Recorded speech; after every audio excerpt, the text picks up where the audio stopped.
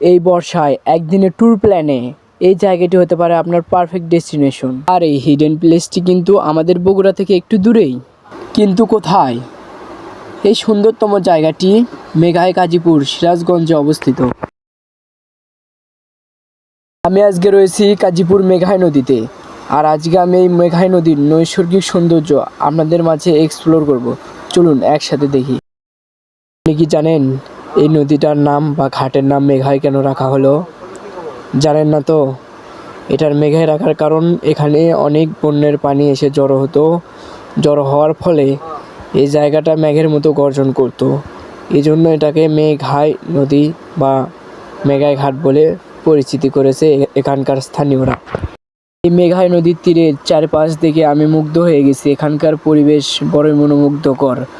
বসার জন্য রয়েছে ছাতা এবং আশেপাশে যে ঠান্ডা বাতাস, নদীর কোলাহল মুক্ত পরিবেশ এবং নৌকা চলাচলের দৃশ্য। আর যমুনা নদীরই একটি অংশ। এখান থেকে বালু উত্তোলন করে বাংলাদেশের প্রায় অনেক প্রান্তে যায় এখান থেকে বালু। এই জন্য এটা বাণিজ্যিক ঘাট বা পর্যটকদের ভ্রমণের ঘাট মনে করে থাকে।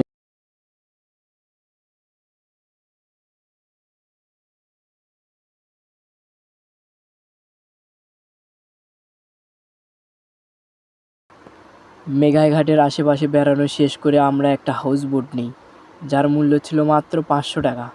এই দামে কোথাও এরকম নৌকা বা হাউস বোট পাবেন নাকি আমার সন্দেহ হয়। তো আমরা এই নৌকা নিয়ে একটা চরের উদ্দেশ্যে রওনা দিলাম সবাই মিলে।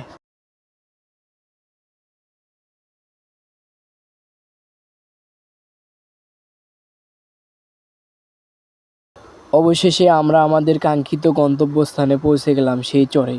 এখানে এসে নতুন এক অভিজ্ঞতার সাথে আমরা পরিচয় হলাম। আশেপাশের যে সুন্দর পরিবেশ এবং হালকা পানি পানি ভাব।